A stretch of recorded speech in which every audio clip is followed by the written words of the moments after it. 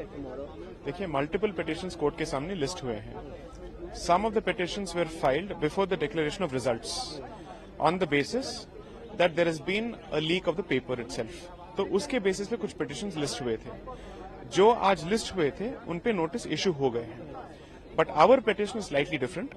I represent, along with Mr. Rohit Jain, we represent Mr. Alak Pandey, and who has collected signatures from about 20,000 students. Which clearly shows, मतलब students को clearly समझ में आ रहा है और उनको जवाब भी मिला है, that close to about 70 to 80 marks have been awarded in grace marks randomly to at least 1,500 students.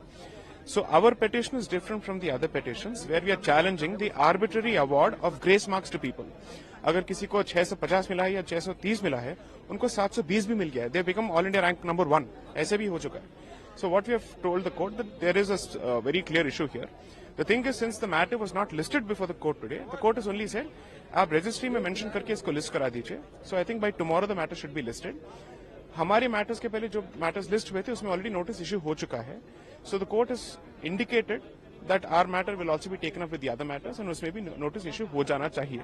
But the court is clear that it will not stay the counseling process at this stage. So that is what the court has said. Let's see what happens. कल हमारा matter list हो जाना चाहिए. Thank you. हमारी submission ये थी कि जब एफआईआर हो चुकी है, पेपर्स लीक हुए, पटना में एक एफआईआर है और दूसरी जगह पर भी ऐसी खबरें आ रही है कि जहां पर एफआईआर लॉन्च हुई हैं, तो इससे ये पता लगता है कि सारा एग्जामिनेशन वीसीएस था. एनटीए ने ये बात ग्रेस मार्क्स पे तो मानी है कि ग्रेस मार्क्स जो दिए गए हैं उस पर कहीं ना कहीं एम्बिग्विटी थी, तभी उन्होंने ये इसको रिकॉल किया है. लेकिन मैंने आज अभी कोर्ट में ये आर्ग्यू किया, जज साहब को बताया कि जब ग्रेस मार्क्स दिए वो पब्लिक डोमेन में कहीं पर भी ऐसा नहीं है कि पब्लिक डोमेन में किस बच्चे को कितने मार्क्स दिए, किसको कितने ग्रेस मार्क्स आए हैं. तब कोर्ट की तरफ से अभी कोर्ट के अंदर जो एनटीए ने किया है, सिर्फ एनटीए की सबमिशंस हैं और उन्होंने ही अपनी तरफ से कोर्ट में सबमिशन दिए हैं कि जिसको ग्रेस मार्क्स दिए हैं वो दोबारा एग्जाम में अपीयर हो सकते हैं और 30 तारीख को रिजल्ट आएगा. लेकिन अभी कोर्ट की तरफ से कोई ऐसी डायरेक्शंस तो नहीं है. लेकिन मेरी सबमिशंस रिक्वेस्ट कोर्ट से ये थी कि जिस भी कैंडिडेट को, जिस भी बच्चे को ग्रेस मार्क्स दिए, ऐसा कुछ पब्लिक डोमेन में नहीं है. तो कोर्ट का यही ऑब्जर्वेशन था कि अभी आप एनटीए का रिप्लाई आना है, एनटीए के रिप्लाई आने के बाद में जो हमारी सबमिशंस हैं और इस केस को दोबारा से मेरिट्स पे जो 8 जुलाई को सुना जाएगा ये होगा.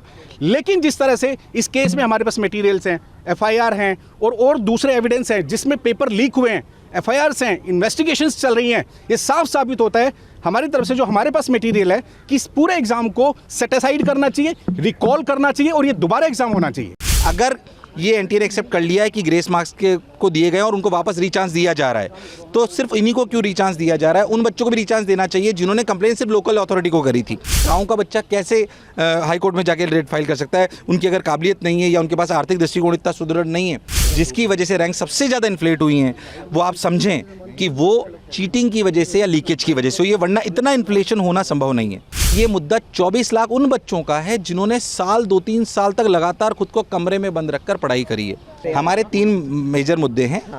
एक तो लीकेज को लेकर है और ग्रेस रूल्स को लेकर था. हमारी उसमें मेजरली 2 बात हमने बोली है कि ग्रेस जिनको मिला है उनको किस बेसिस पे मिला, तो उसको तो वो कल वर्डिक्ट आ चुका है, वो अब कोई मुद्दा नहीं रहा है. दो जो मेजर मुद्दे हैं कि अगर ये एनटीए ने एक्सेप्ट कर लिया है कि ग्रेस मार्क्स को दिए गए और उनको वापस रीचांस दिया जा रहा है, तो सिर्फ इन्हीं को क्यों रीचांस दिया जा रहा है? उन बच्चों को भी रीचांस देना चाहिए जिन्होंने कंप्लेंट सिर्फ लोकल अथॉरिटी को करी थी. उन सभी सेंटर्स पे भी गड़बड़ी हुई थी. जिन्होंने हाई कोर्ट में जाके अगर रेट फाइल करी उनको चांस दे दिया गया, जिन्होंने लोकल कंप्लेंट गई. गाँव का बच्चा कैसे हाई कोर्ट में जाके रेट फाइल कर सकता है? उनकी अगर काबिलियत नहीं है या उनके पास आर्थिक दृष्टिकोण इतना सुदृढ़ नहीं है, तो कैसे उसको कर पाएंगे? तो इस बात को मेरे हिसाब से अगली दलील में सुप्रीम कोर्ट मान भी लेगा और समझ भी लेगा.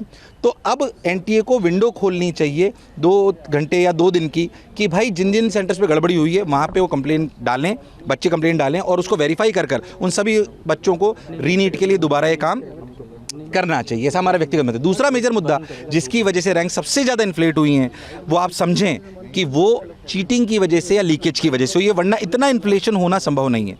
मैं हाथ जोड़ के विनती करता हूँ इस बात को लेकर कि ये 24 लाख बच्चों का भविष्य की बात है. मैं खुद ने भी कॉम्पिटिटिव एग्जामिनेशन दिए हुए हैं, बरसों से इस काम को कर रहे हैं.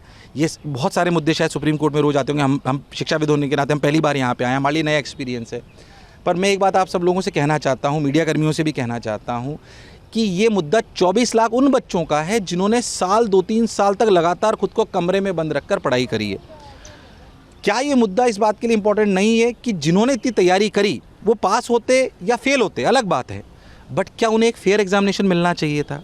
मैं सिर्फ एक शिक्षाविद के नाते ये कहना चाहता हूँ, वरना हमारी कॉम्पिटिटिव एग्जामिनेशन की प्रणाली पर अगर क्वेश्चन मार्क उठ गया तो जो देश में इतने अच्छे इंजीनियर्स और डॉक्टर्स मिल रहे हैं वो इसलिए मिल रहे हैं क्योंकि हमारा ट्रस्ट है उन एग्जामिनेशन पर, तभी ज़्यादा से ज़्यादा लोग उनको अटेम्प्ट करते हैं। और जब ज़्यादा से ज़्यादा लोग सर अटेम्प्ट करते हैं तो सही में एक अच्छे डॉक्टर्स और अच्छे इंजीनियर्स हमें मिलते हैं। इस बात को हमें समझना पड़ेगा। सर सुप्रीम कोर्ट में बहुत सारे पिटीशन लगे हैं, आज एक पिटीशन में सीबीआई इन्वेस्टिगेशन भी कहा गया था। सर आप बता सकते हैं जो पिटीशन लगे हुए हैं और आपके जो पिटीशन में हियरिंग होने वाली है इसको लेकर क्या है? देखिए मैं आपको फिर बताऊं, मैं कोई लॉयर नहीं हूं या कोई पुलिस से नहीं आता हूं, सिंपल शिक्षाविद हूं। हाँ, IIT से मैं भी ग्रेजुएटेड हूं।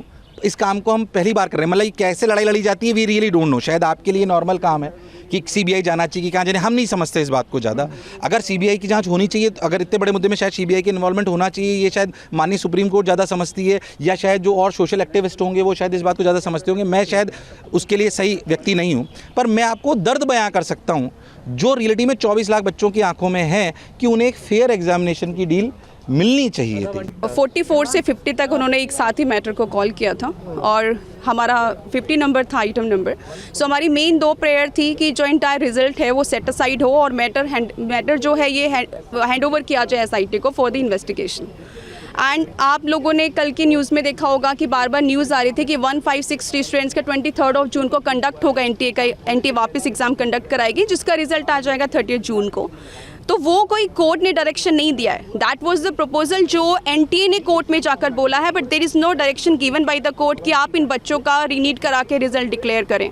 और इससे कोई सोल्यूशन भी नहीं होने वाला है। आप 1500 बच्चों का वापस से रीनीट ले लें, उसको 23 लाख बच्चों का उसमें उसको जस्टिस नहीं मिलने वाला। वो बच्चे नहीं, 23 लाख फैमिली सफ़र कर रही हैं। तो एक छोटा मुद्दा नहीं है, छोटा मैटर नहीं है। इस मैटर में एक अच्छा, मैं बोलूँगी एक अच्छा जजमेंट आए जिससे भारत के बच्चों को ना ही नीट, आप क्लैट ले लीजिए, जी ले लीजिए, जितने भी कॉम्पिटिटिव एग्ज़ाम्स हैं, एक फेथ क्रिएट होगा कि आज हमारे देश में फेयर तरीके से एग्जामिनेशन हो रही है।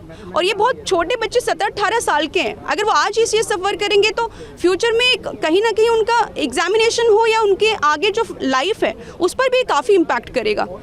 तो इसलिए वी आर फाइटिंग और वही मैं बोलूँगी कि होप फॉर द बेस्ट। उम्मीद है कि कुछ अच्छा जजमेंट आएगा 8 जुलाई को और चीज़ें अच्छी होंगी सभी बच्चों के लिए, सभी फैमिलीज़ के लिए। एंड बच्चों को मैं यही बोलूँगी, मेरा एक और मैसेज है कि जितने भी बच्चे हैं जो परेशान एग्ज़ाम के लिए, अपनी पढ़ाई कंटिन्यू आप रखें और थोड़ा सा मोटिवेट रहें, पॉजिटिव रहें और उसी जोश के साथ जैसे आप पढ़ाई कर रहे थे उसी जोश के साथ आप आगे भी पढ़ाई करें।